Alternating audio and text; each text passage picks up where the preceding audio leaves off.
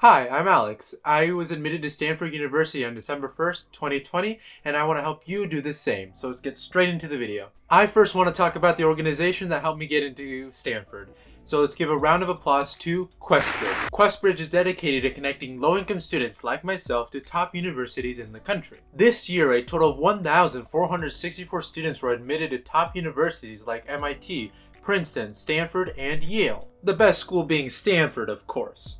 Now, before we talk about the QuestBridge application process, if you have any questions throughout the course of the whole video, please leave them in the comments below. I will also link a short little informational video by QuestBridge in the description. Also, final disclaimer, this video is an overview of the whole process. I will be making two separate videos going into depth talking about the College Prep Scholars Program and the National Match with some college essays and advice.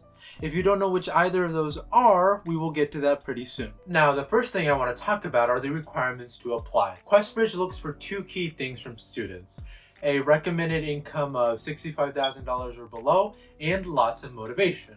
Now, if for some reason the income does not sound like you, don't click away quite yet, because there's still a lot of valuable information throughout this video about the college application process in general. QuestBridge has two programs that help students in different ways. The program I applied to is called the National Match, which is aimed at seniors. I will leave the time slot to that portion of the video right here, and the link is in the description. The other program is titled College Prep Scholars, and it is aimed at juniors. Luckily, I've done both, so I can give you advice on both. So let's get straight into talking about the College Prep Scholars program. So juniors, the College Prep Scholars has a lot of benefits, which include a full scholarship to a college summer program hosted by Yale, Emory, U Chicago, and more, Quest for Excellence awards, such as $1,000 for a new laptop, exclusive access to a QuestBridge National College Admissions Conference, personalized college essay feedback, campus visits, specialized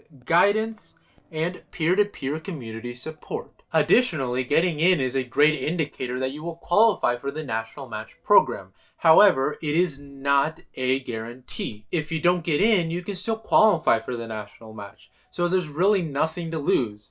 And also, if you apply, everything that you fill out in the application will automatically roll over into the National Match program for seniors. Now let's talk about some advice. If you're filling out the application, it should look something like this. I recommend that for the personal and biological essay that you focus on a unique experience.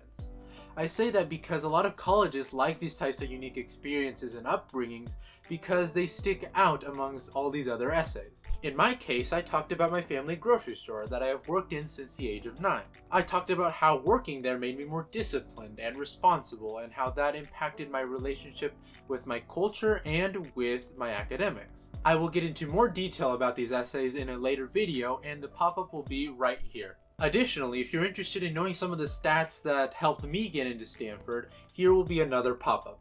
And to be clear, you don't need to talk about your unique upbringings or circumstances.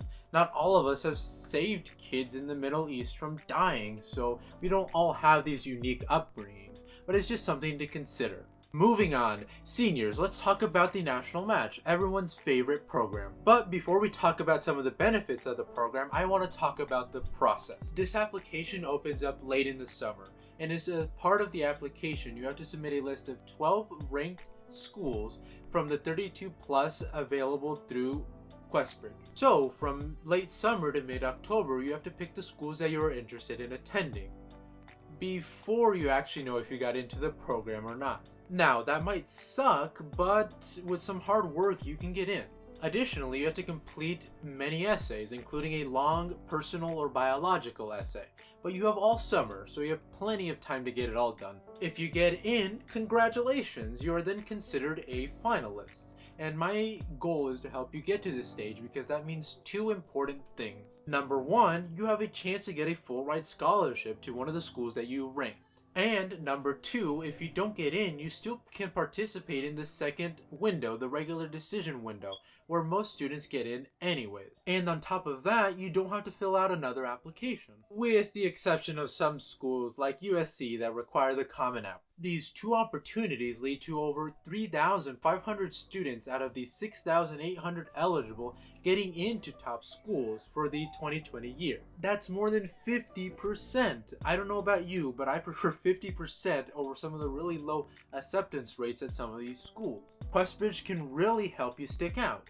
And now let's talk about some general advice for both programs. The same advice from earlier from the other application applies to this program as well. For the general essay or the personal essay, you want to focus on some sort of experience that shows how you grew throughout time. Even if it's a negative experience, just make sure to talk about how that made you better. Number 2, when it comes to filling out extracurriculars and awards, make sure to really sell yourself. Even things that you consider not to be super important, like a second place medal in some regional or state science competition, can be very important because it can talk a lot about your work ethic. Number 3, and this is very important, just believe in yourself. By filling out this application and talking to others who are doing the same, I quickly found out that a lot of us doubt ourselves. We compared ourselves to certain exemplary students who started businesses or who won national competitions. But you have to consider that we all have different opportunities, and just because you didn't do something that big does not mean you're not capable of it. Just make sure that the person reading your application understands that you're highly motivated and that you've done the best that you can with the opportunities you have been given. Number 4, last but not least, and this applies to both programs.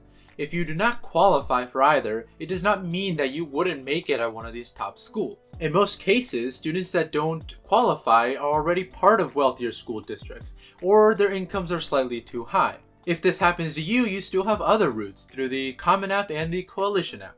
QuestBridge has really done something great for low-income students. They've provided a route to a 4-year scholarship, and if that doesn't go well, then you have the regular decision window. And for juniors, there are so many resources through the College Prep Scholars program. I definitely recommend applying if you meet the criteria, and I will link a little fun informational video by QuestBridge in the description below. Thank you for listening. If you enjoyed the content, please consider subscribing and dropping a like. And until next time, adios.